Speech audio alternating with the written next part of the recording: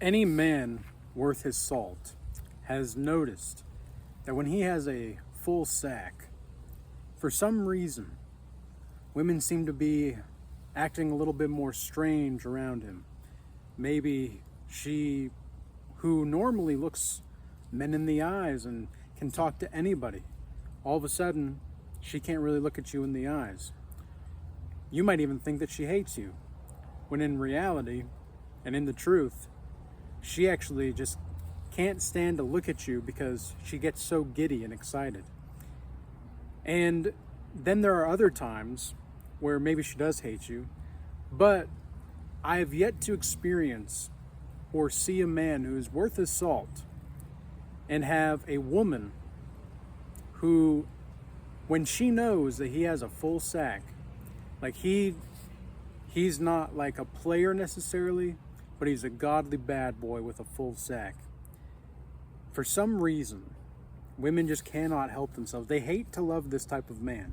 They hate to love the godly bad boy with a full sack because he respects himself enough to be able to walk away from a situation if it does not seem compatible with him and what he wants. Now, to be in this godlike mastery, frequency, you might say, in relationship to the woman, you first must have to integrate your anima. If you do not integrate your anima, at least to some degree, because there's always going to be more work to be done, really. But if you don't integrate your anima, which is the totality of feminine experiences inside your psyche, to a degree in which you can have a healthy relationship with your unconscious mind, forget it. Forget everything that I'm saying right now. Because it's the men who, I'm just going to be quite frank with you guys. It's the men that cry about not getting female attraction the most that are usually the ones that are not holding their frame internally, or that have not yet fully developed the relationship that they have with their anima. Now, I'm not here to judge. I'm not here to judge anybody. I'm here to simply give a message. And I'm not really the type of person to look down on anybody, okay? Because the thing is that everybody's going to go through some trials and tribulations. And I simply can't afford to hide anything from you if it's an insecurity or if it's a weakness or anything of the sort.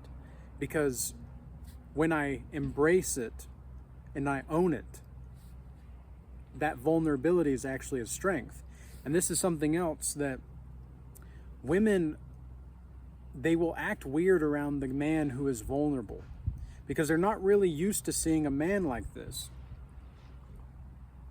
And it's not like a, ooh, poor, like, I'm vulnerable. No, it's a vulnerability from a place of sovereign strength and a sovereign stoic strength. And I've been thinking about stoicism recently. And a lot of men kind of romanticize stoicism. And I do think that there's a lot of truth to stoicism, of course. Like, I love Marcus Aurelius.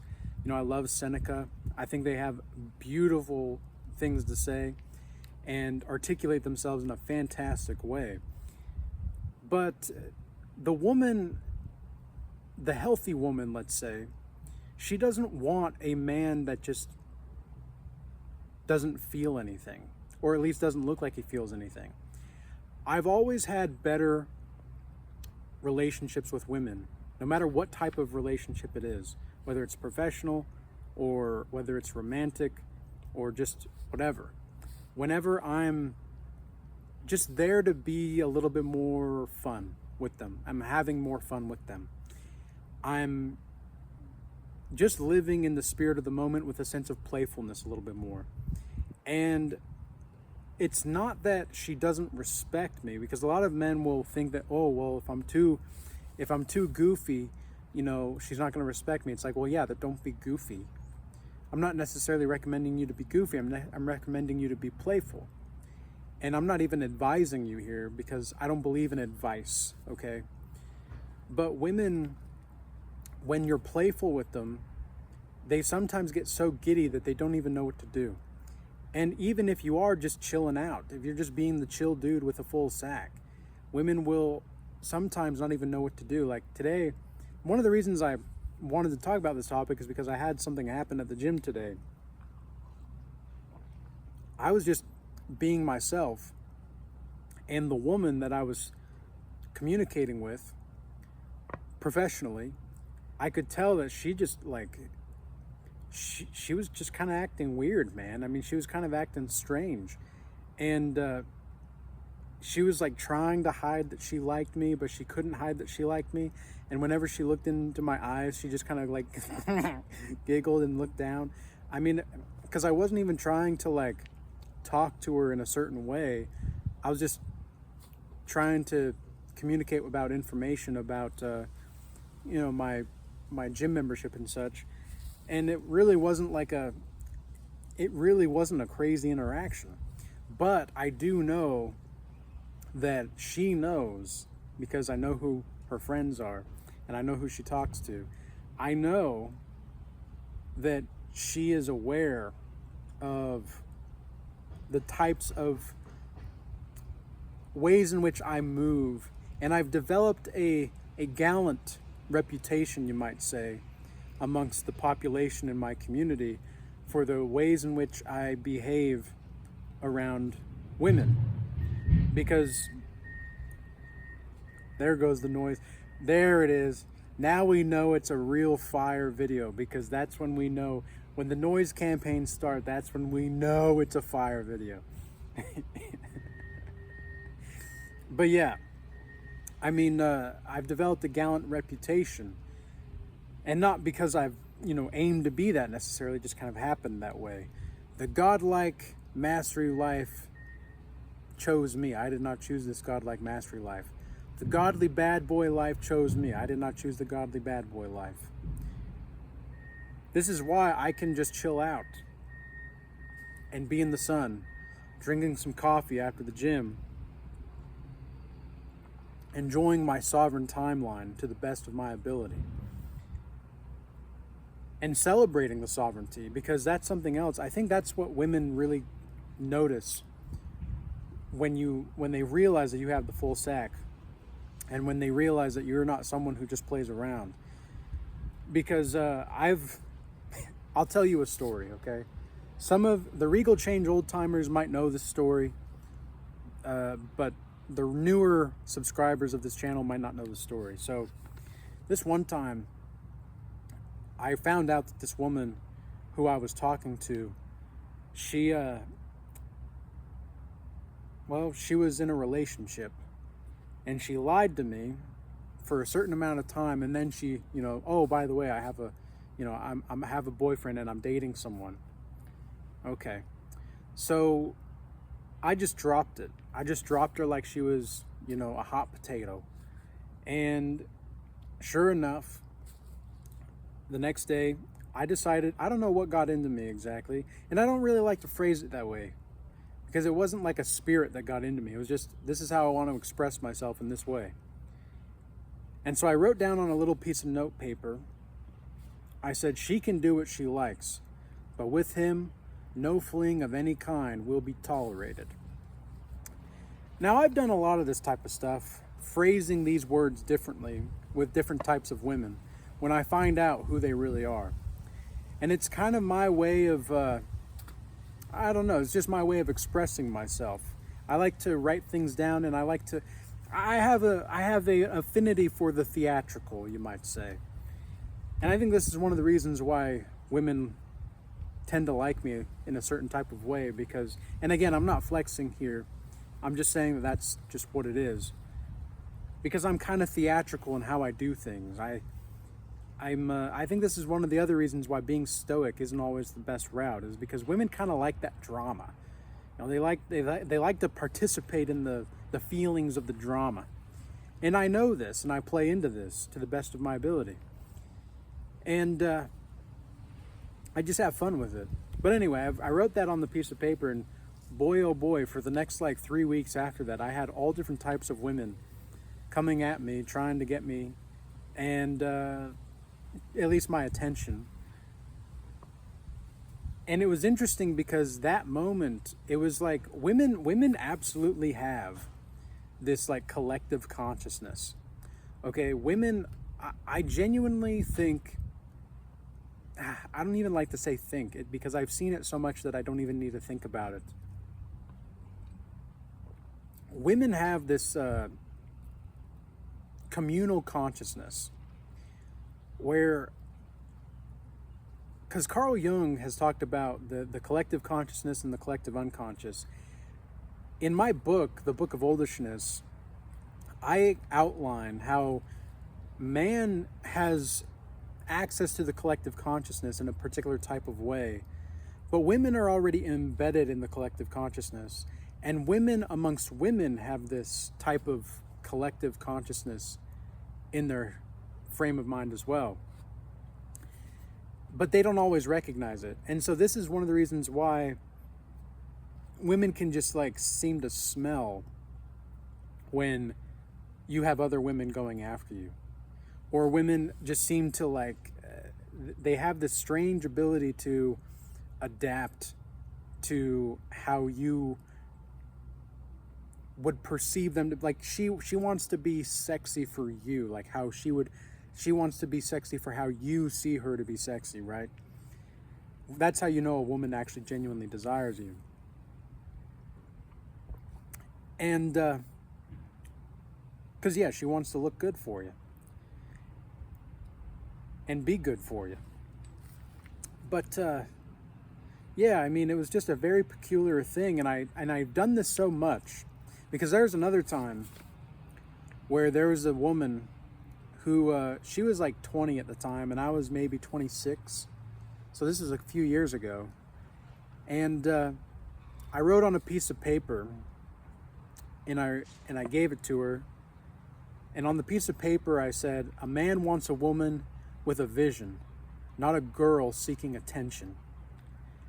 And oh my gosh, like I had a lot of women pissed at me for that. Like they were like, "What, you're calling me a little girl?" I'm like, "Yeah, you kind of act like one." So yeah, sorry, not sorry. So I've done this type of thing, and I've developed this type of reputation because this is just the way that I express myself amongst women. And women, they have this, Soren Kierkegaard, if you've ever read Soren Kierkegaard, he's talked a lot about women have a fascination with words. You know, this is one of the reasons why women, when they want to watch porn, they read a book. Whereas men, when we want to watch porn, which I don't even think about it anymore, but I only deal with men, well, not only, but I've dealt with a lot of men that, you know, are addicted to porn and whatnot, and have developed godlike mastery plans to help them get out of that addiction by accepting the addiction. You never try to get rid of an addiction, quote unquote. You accept it and move on with it. You accept it and channel that energy somewhere else. But anyway, Soren Kierkegaard, I would consider him really the first psychologist, but he's more of a philosopher from a few centuries back. You know, Kierkegaard, he talked a lot about how women, their fascination is with words. They have a deep fascination with words, and I've picked up on that over the years. And so that's one of the other reasons why I'll write notes to women, because it's kind of like this, it's an event, you know, it's an event and for them, and it's something that is very different. And but I'm not trying to do it to be different. I'm just doing it because that's how I express myself, and that's how I know I'm going to get my point across. And this is one of the other ways in which I've noticed how the collective consciousness shifts when I do certain things like that. And it's so fascinating to watch because you can see it in real time and in true time, to see in the ways in which how things progress and shift. So yeah, I mean, women will do weird things when they find out that you're not somebody to be played with. But this is the good news. You know, this is the good news, because you'll start to see which women really want you and which women just want your attention. And because sometimes you're not going to know the difference until you just take the leap. You're not going to know the difference until you just go for it and start to just experience the woman and just go up to her and start talking to her. But anyways, guys, I hope that this message was useful and insightful for you. I hope that it gave you some different types of insight for how to notice these things, how to integrate your own animus, or excuse me, your anima, because the animus is for women. It's the masculine totality inside a female psyche. But with all that being said, stay blessed. Peace be with you. Sign up for the Godlike Mastery offer if you have the finances. I only have 2 spots left for this month. And the reason that people think, I've had somebody ask me, is this a tactic to try to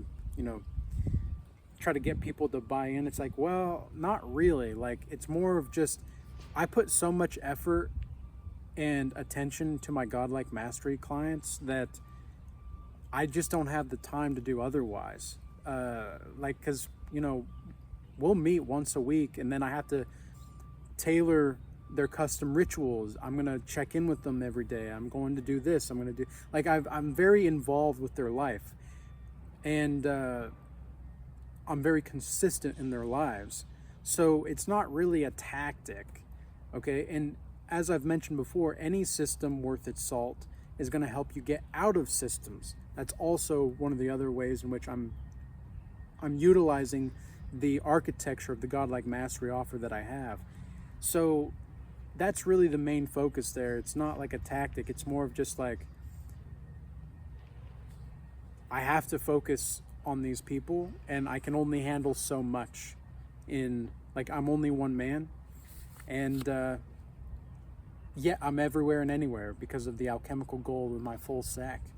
So that's a living paradox for you. But otherwise, if you're just looking for a, like a community and such, just check out the Regal Academy. We've got some classes in there, Integrating the Shadow, Lord of the Rings, Psychology, Transformation, that are just now available for that. We have weekly group calls. The weekly group calls recently have just been amazing. I mean, shout out to everybody in the Regal Academy that have been participating on those group calls, because it just seems like we're getting better and better and better and more interconnected. It's so beautiful. And people are really having these great level ups in the Academy.